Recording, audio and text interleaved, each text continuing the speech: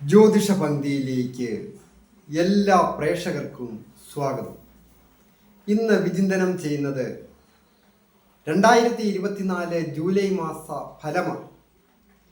അത് മകരം രാശിക്കാരായിരിക്കുന്ന ഉത്രാടത്തിൻ്റെ 2, 3, 4 പാദങ്ങളും തിരുവോണവും അവിട്ടത്തിൻ്റെ ആദ്യത്തെ 1, 2 പാദങ്ങളും അടങ്ങുന്ന നക്ഷത്രക്കാരുടെ ഫലമാണ് പറയുന്നത്. ഞാൻ ഹരികുമാർ, ദേവി ജ്യോതിഷാലയം, കാവുംപടി, മണർകാട്, കോട്ടയം. ഈ ചാനൽ സബ്സ്ക്രൈബ് ചെയ്തിട്ടില്ലാത്തവർ സബ്സ്ക്രൈബ് ചെയ്യുകയും ലൈക്ക് ചെയ്യുകയും ഷെയർ ചെയ്യുകയും ചെയ്ത് എന്നെ പ്രോത്സാഹിപ്പിക്കണം എന്നും കൂടി അഭ്യർത്ഥിക്കുന്നു. അതുപോലെ തന്നെ ജ്യോതിഷ കാര്യങ്ങൾക്ക് നേരിട്ട് വരികയോ ഫോൺ വിളിച്ച് ചോദിക്കുന്നതിനും അവസരമുണ്ടായിരിക്കും.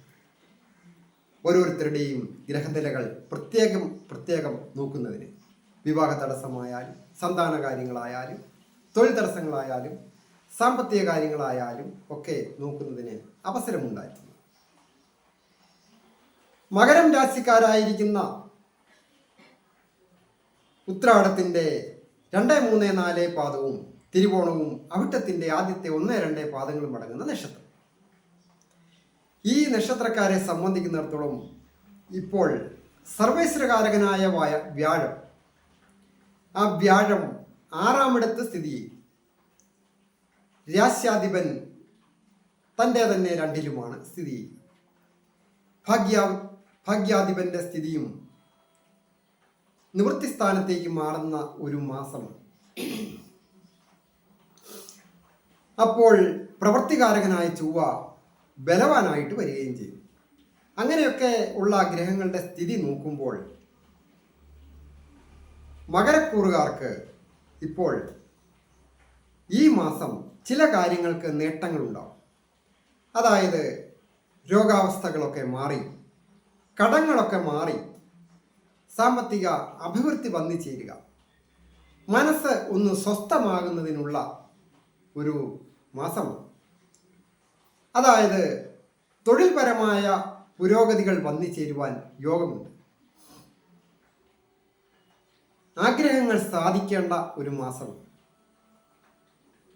അത് വിദ്യാർത്ഥികൾക്കായ വിദ്യാവിജയങ്ങൾ വന്നു ചേരുന്നതിനും അതുപോലെ ദമ്പതികളായിട്ടുള്ളവർക്ക് ദാമ്പത്യ ജീവിതം പൊതുവെ ഐശ്വര്യപൂർണമായി, ദാമ്പത്യഭാവം ബലവാനായിട്ട് ഉള്ള മാസമാണ് ഈ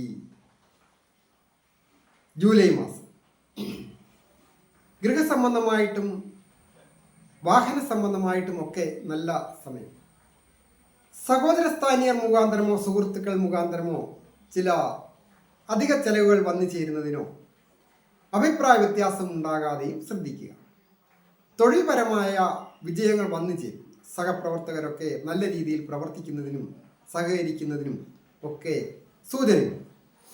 സ്വന്തമായിട്ട് ബിസിനസ് ചെയ്യുന്നവരായാലും അധ്യാപകരായാലും അതുപോലെ തന്നെ മറ്റ് ഷെയർ മാർക്കറ്റിംഗ് പോലെയുള്ള ഊഹാപോഹ കച്ചവടങ്ങളൊക്കെ ചെയ്യുന്നവരായാലും IT മേഖലകളിൽ ജോലി ചെയ്യുന്നവരും കലാകാരന്മാർക്കും ഒക്കെ പൊതുവെ മെച്ചമുള്ള ഒരു മാസമാണ്.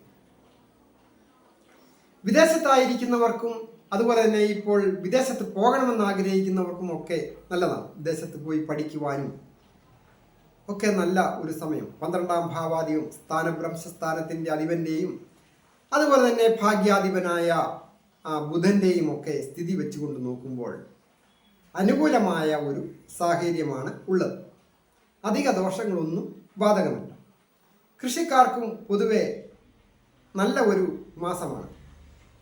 ചില അധികം വെള്ളം കയറുന്ന സ്ഥലങ്ങളിലൊക്കെ ചില ബുദ്ധിമുട്ടുകളൊക്കെ ഉണ്ടാകാം. എങ്കിലും മലയോര കർഷകർക്കൊക്കെ ധാരാളം മഴ പെയ്യുകയും വിളവ് അല്ലെങ്കിൽ പുതിയ കൃഷി ഇറക്കുന്നതിനുമൊക്കെ അനുയോജ്യമായ സമയമാണ്. നിയമപരമായ പ്രശ്നങ്ങളോ മറ്റേതെങ്കിലും തരത്തിലൊക്കെയുള്ള കടങ്ങളൊക്കെ ഉള്ളവർ അത് വീടിപ്പോകുന്നതിനും ഒത്തുതീർപ്പാകുന്നതിനുമൊക്കെ യോഗമുണ്ട്. കൂടാതെ ഏജ് ഓവറായിട്ട് നിൽക്കുന്ന യുവതീ യുവാക്കൾക്ക് ഒരു മനസ്സിനിണങ്ങിയ രീതിയിൽ വിവാഹം വന്നു നടക്കുന്നതിനുമൊക്കെ യോഗമുണ്ട്. പ്രധാനമായിട്ട് ശ്രീകൃഷ്ണസ്വാമി ക്ഷേത്ര ദർശനം നടത്തുന്നതോടൊപ്പം ശാസ്താവിന് പ്രീതികരമായ കാര്യങ്ങൾ കൂടി ചെയ്താൽ കൂടുതൽ അഭിവൃദ്ധികരമാണ്. എല്ലാവർക്കും നന്മ വരുവാനായിട്ട് പ്രാർത്ഥിക്കുന്നു.